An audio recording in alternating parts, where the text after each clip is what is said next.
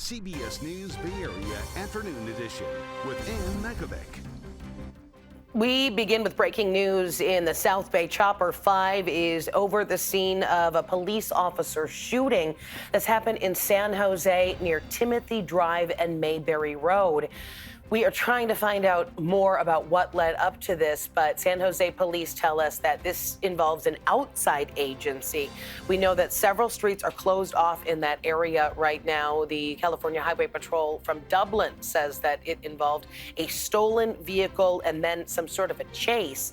We're going to let you know what we know as more details come in from San Jose. Our other developing story, Pope Francis died at the age of 88, and Catholics around the world and here in the Bay Area remembering the legacy as we take a live look over the Vatican of the first Latin American pontiff. Thanks for joining us this Monday afternoon.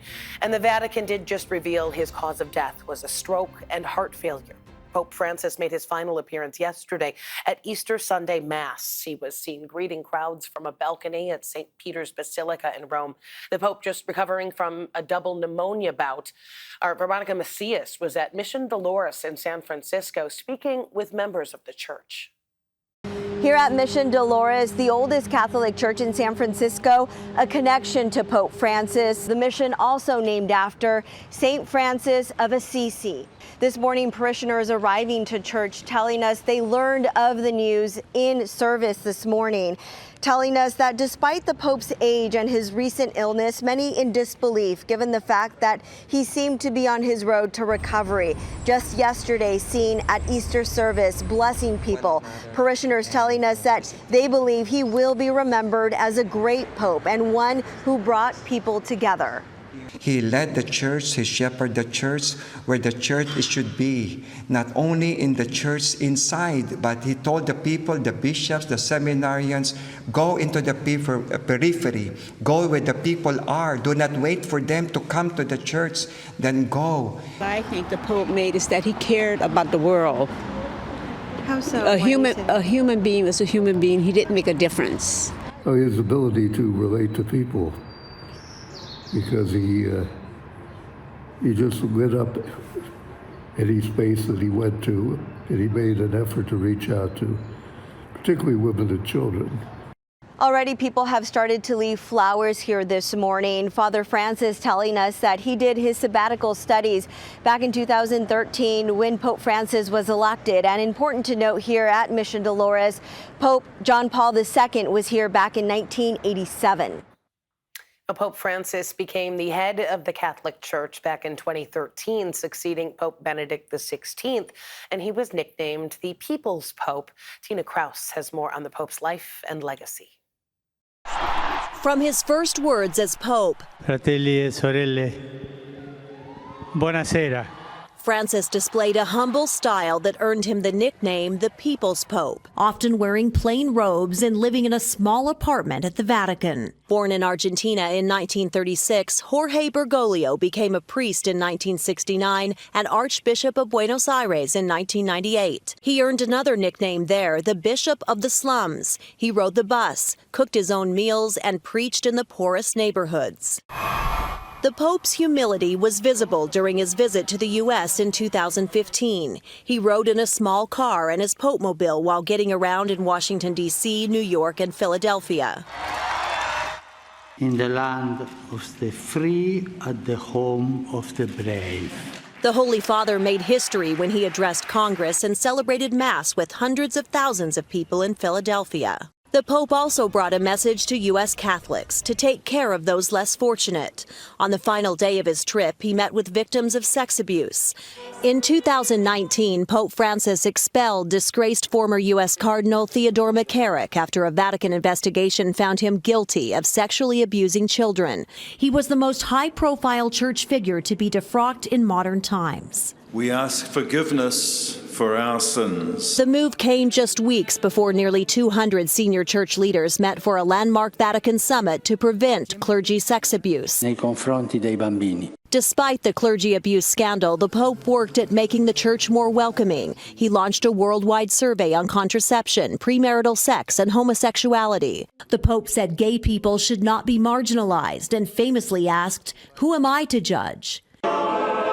Francis made history in 2023, leading the funeral of his predecessor, Pope Benedict XVI. That same year, he celebrated the first decade of his papacy with the release of his first podcast, or Popecast. In an historic interview with CBS's Norah O'Donnell in 2024, the Pope addressed criticisms of his efforts to revisit teachings and traditions of the Church. One thing is to take tradition into account, to consider situations from the past. But quite another is to be closed up inside a dogmatic box. Francis, who had part of his lung removed when he was younger, battled a number of health issues in his later years, including hospitalizations for bronchitis. Supporters will forever remember him as a revolutionary pope, crediting him with choosing service and kindness over the power of the papacy.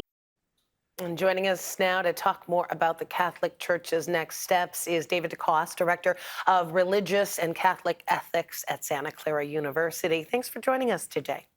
Really, my pleasure, Ann. We know they are starting to make the funeral arrangements right now. This is going to be a process. What does this mourning period look like? Yes, so classically, it's a 9-day mourning period in Rome. Pope Francis will lie in honor in St. Peter's in the next days, and then the funeral mass will be later this week, and then there will be continued prayers over the course of 9 days, and then looking out about 15 to 20 days is when we expect the cardinals of the Catholic Church to gather in a conclave and begin the selection process for the next pope. So truly now a time of pausing and mourning the beautiful life of this man. Yeah, and of course it is still all very fresh, but talking about the next step, choosing a new pope, that's when we talk about the smoke coming up and waiting to figure out when they are going to make their decision. What is that process like? Yes, so that will involve gathering what are called the cardinals of the Catholic Church from around the world. At present, there are 135 cardinals who can be gathered, all cardinals that is under the age of 80, and who are therefore eligible to vote for the next pope. Pope Francis, over the course of his papacy, has appointed about 80% of those cardinals who have voting privileges. That certainly doesn't guarantee anything. These are wise, holy men going there to really discern the next steps in the history of this 2,000-year-old institution. So that drama will come, but I think the drama of the beautiful life of Pope Francis is one upon us right now. Yes, and his legacy is going to be known as kind of progressive for the Catholic Church. He made some moves that were historic in nature. Do you think that the People's Pope mantra is something that they might be looking for in the next pontiff? Well, I think Pope Francis, I like to think, and I was very touched by the comments of the people at Dolores Mission you had on earlier in the cast here. I think he took away the boundaries that we put on God's love. Boundaries about the people whom we're supposed to love and whom we're not supposed to love, about migrants, people across borders we're supposed to love or not supposed to love, even about just the power of God's love to heal us. I think he really wanted us to see that this love is something we sort of sinfully confine in all kinds of ways, and we shouldn't. It's greater than that, and it's really come to heal us and create a sense of love and community. I think the church can't go back on the way he has opened the door to God's love. I think that really does give him a legacy of being a pope of the people. I think that will be very difficult for people to go back to something that appears more confined, more decisively and exclusively institutional, only, so to speak, for Catholics of a certain stripe. I hope those days are over, and I think they will be, and I think the next pope will be continuing to push in the direction that he has set. Yeah, leading with kindness. David DeCoste, Director of Religious and Catholic Ethics at Santa Clara University. We appreciate you. Thank you so much. In the North Bay, there is a growing memorial in Marin County after 4 teenagers were killed in a crash over the weekend. Those 4 teenage girls have been confirmed dead. 2 others are in the hospital in critical condition. And we know most of them attended Archie Williams High School in San Anselmo. This all happened on Friday. A Volkswagen SUV carrying 6 students crashed on San Geronimo Valley Drive and then caught fire after slamming into a tree. The family of one of the 2 survivors is speaking out today. They say their daughter, 14-year-old Marley, was driving to downtown Fairfax with her friends that night. They say 2 boys, along with a Good Samaritan, were there right after the crash and pulled Marley out of the car. And then Marley called her mom right away.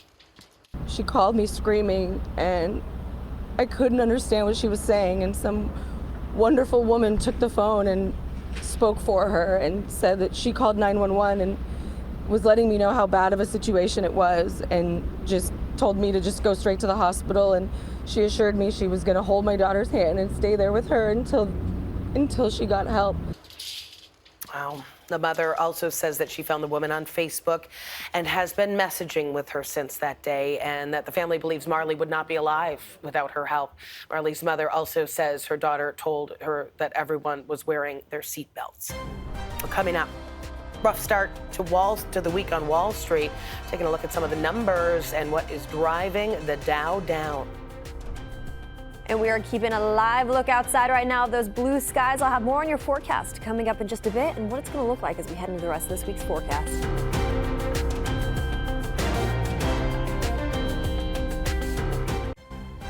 All right, let's take another live look outside. You're checking out the Transamerica Tower in San Francisco. Pretty blue out there. Some clouds hanging around, but overall a nice day as we try to ease back in after the Easter holiday. Meteorologist Jessica Birch, how's it going? Oh, so amazing. You said pretty blue. I feel like it's pretty and it's blue. As we head outside today, we're gearing up for warm weather everywhere throughout the Bay Area. I mean, it's another repeat of what Easter Sunday was for us. We're talking about upper 70s in the North Bay, low 70s into San Francisco, across the Bay Bridge over in Oakland, where we crank up the heat just a little bit more to 75.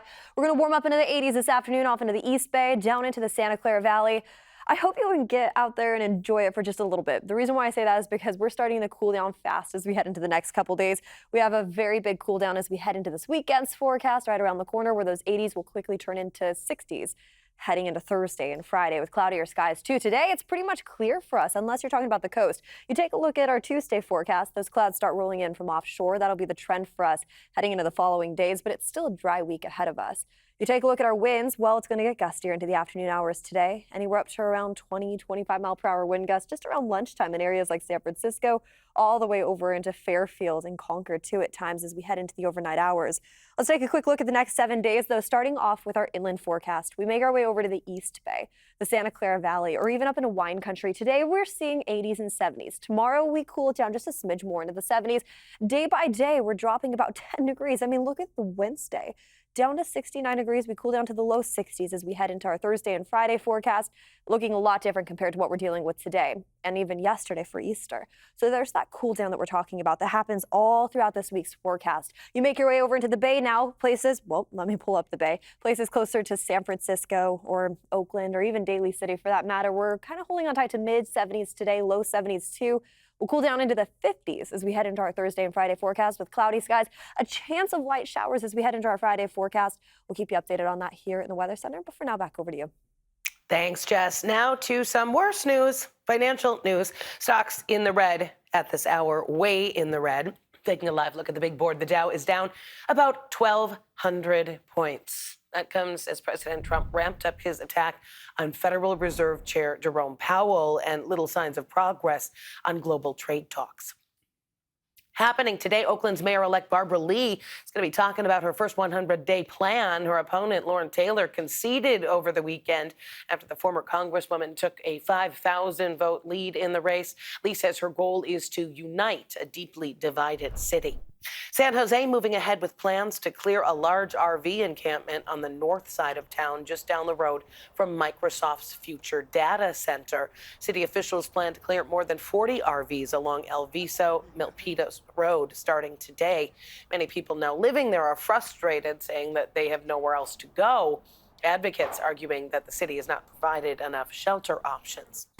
The Warriors taking victory against the Houston Rockets this weekend. Coming up, we are taking a look at the crowds at Thrive City, despite it being an away game.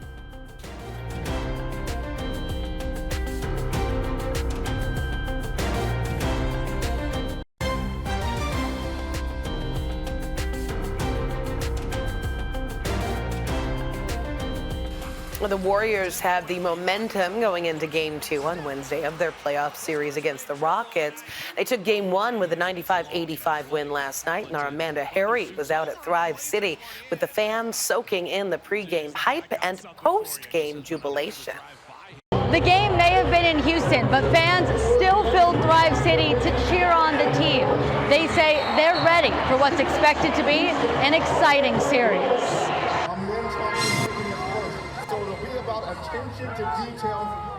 Ring YB was one of the first people to get to Thrive City Sunday afternoon. She wanted to secure herself a front row seat to watch the team she's followed closely since the 90s. They weren't good when I was a fan. I'll put it like that. We were 15 every single year. But through it all, she never wavers. Loyalty. You must be loyal to your team. Good, bad, or ugly. She wears that loyalty everywhere she goes. She has the Warriors logo shaved into her hair. And tonight, it's a dub. It's a dub, baby. The Warriors ended the season with a 48-34 record, putting them in the middle of the conference. But YB feels the tides are shifting. So right now, this season was wild. But Jimmy Butler, he gave us a new vision, a new life, and a new light. And he said it's time for the Warriors to go back to 2022 and do it again. 2022 was their last championship. The road to the championship starts with this series against the Houston Rockets. The last time the two teams met was earlier this month. The Warriors lost. Steph Curry only scored 3 points. That win was not a win. They held Curry the whole entire game and never had a foul call. So now is our redemption and our chance to kick them out first round and tell Dylan Brooks, bye, buddy. Larissa Waters and her dog, Tribata Vanderfloof, decided to walk down to Thrive City to watch the game. They live nearby and are both huge Warriors fans. Waters says she's confident, regardless of what happens during this series, it will end with the Warriors moving on to the second round. We're the Warriors. We like coming from behind, and we always find a way to pull it out. And YB agrees, but takes it one step further. They're going all the way. And another ring because I got all of them. I got all the way. We're going to go back to 1946, where they were in Philly. All the Philly rings, all the Bay Area rings. It's time to get another one. The second game will also be in Houston, but Thrive City will be open once again for fans to come out and watch for free. Well, coming up, adults and children alike took on one of San Francisco's curviest hills on tricycles. More on the annual Big Wheel Race coming up next.